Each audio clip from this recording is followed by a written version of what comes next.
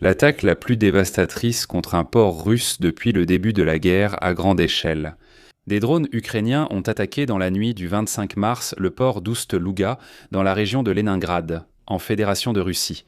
Mais l'incendie dans le port est si intense qu'il n'a toujours pas pu être maîtrisé.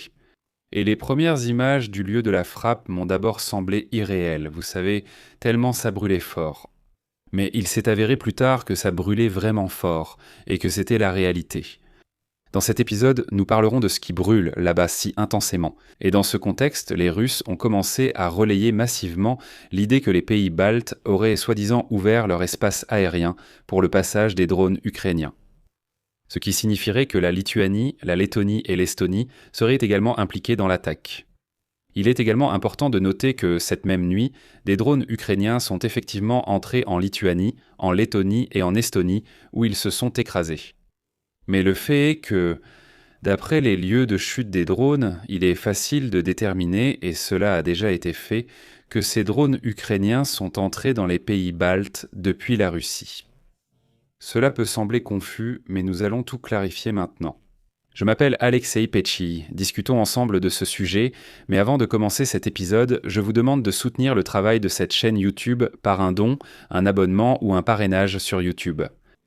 Tous les liens et informations pour le faire se trouvent dans la description. Je vous serai reconnaissant pour tout soutien que vous apporterez à cette vidéo. Mais vous pouvez aussi nous soutenir à la fin de cet épisode, si vous estimez qu'il a été intéressant et utile pour vous. Et en plus, abonnez-vous à mon canal Telegram Petchi News, le lien se trouve dans la description de cette vidéo. Nous y publions des actualités en temps réel dès qu'elles arrivent. Alors, je vais commencer cet épisode avec des images magnifiques, vraiment magnifiques et choisies, montrant l'incendie du port russe d'Oust-Louga dans la région de Leningrad.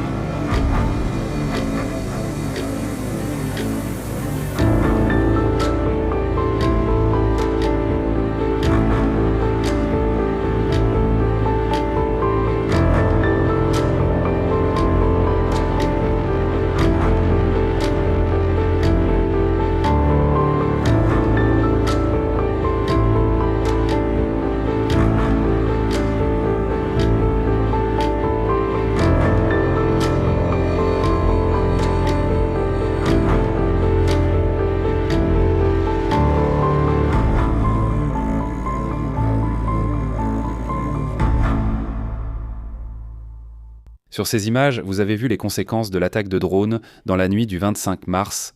Le port d'Oust-Louga brûle dans la région de Leningrad.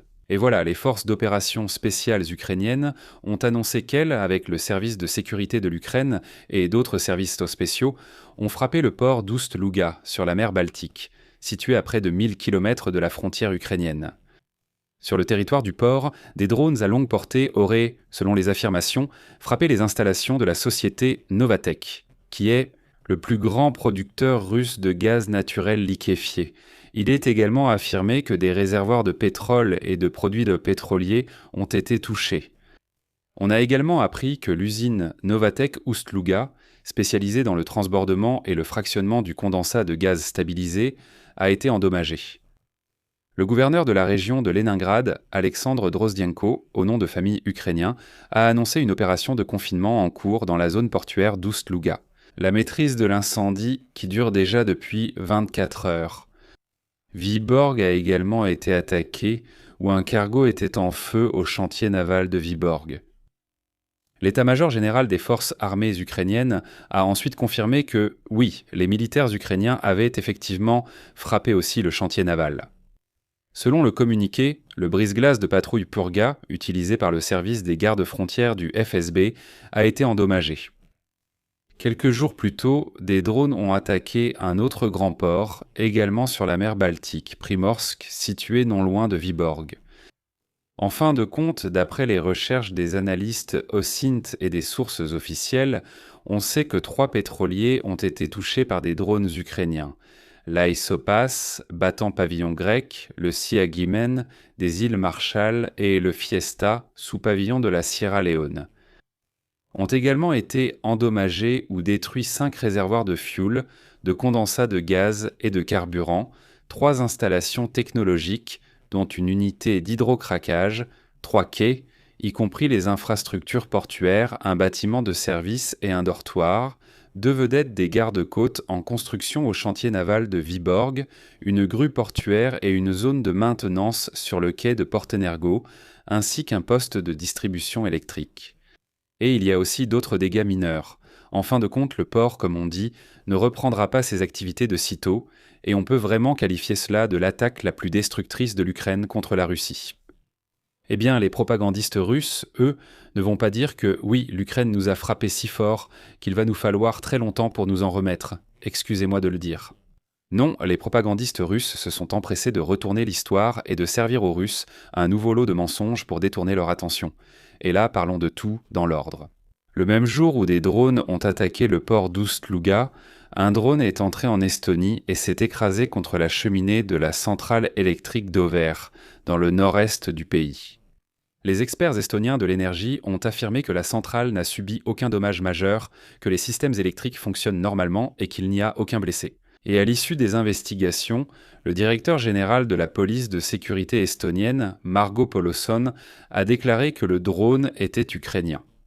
Margo Poloson a également déclaré que d'autres drones avaient violé l'espace aérien estonien, raison pour laquelle la mission de police aérienne dans les pays baltes a été engagée.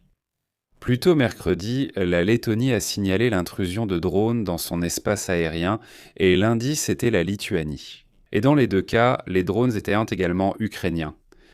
Les propagandistes russes prétendent déjà que les pays baltes auraient ouvert leur espace aérien pour laisser passer des drones ukrainiens censés attaquer les Russes sauvages. Mais en réalité, ces propagandistes oublient que, lorsqu'ils dessinent leurs itinéraires, pour atteindre les pays baltes, un drone ukrainien doit parcourir des centaines de kilomètres, soit en passant par la Biélorussie, soit par la Pologne. C'est cette partie qu'ils omettent. Pour les Russes, c'est un événement. Ils sont convaincus que les drones ukrainiens attaqueront la Russie via les pays baltes. La populace non éduquée pense vraiment ainsi. Mais si quelqu'un réfléchit un peu, il comprend que cela ne peut pas fonctionner comme ça. Encore une fois, ces drones devraient parcourir une énorme distance à travers la Biélorussie ou la Pologne, faire un détour, puis entrer dans les pays baltes, et ensuite voler jusqu'à Oust-Louga. Mais il y a un problème ici. Les autorités des pays baltes, après enquête, concluent que les drones ukrainiens sont entrés dans leur espace aérien à cause d'une attaque massive de drones sur la région de Leningrad et le port d'Oust-Louga. Mais ils sont entrés sur leur territoire depuis la Russie. Et là, beaucoup diront « Attends, stop, ce n'est pas clair ». Je vais d'abord citer la première ministre de la Lettonie, Evika Silina. Citation. Dans les conditions d'attaque fréquentes contre l'Ukraine, nous devons nous attendre à ce que les contre-mesures de la part de l'Ukraine soient impressionnantes. Nous sommes à la frontière et nous le ressentons. En fin de compte, les spécialistes militaires et les analystes en arrivent à la conclusion que les drones ukrainiens pénètrent sur le territoire des pays baltes depuis la Russie. Cela témoigne du fait qu'une partie des drones ukrainiens parviennent tout de même à être neutralisés par les Russes à l'aide de moyens de guerre électroniques. La guerre électronique permet de rediriger l'attaque, ou bien le drone, neutralisé par la guerre électronique, perd simplement son orientation. Voilà toute l'explication sur la présence de ces drones là-bas. Mais pendant ce temps, dans la nuit du 26 mars, des drones ont attaqué l'usine de raffinage de pétrole Kirychen Nefteorg Synthèse dans la région de Leningrad, en Russie. C'est l'une des plus grandes du pays. Et les matières premières de là-bas sont chargées sur des pétroliers dans les ports d'Oust-Louga et de Primorsk qui ont été visés la veille.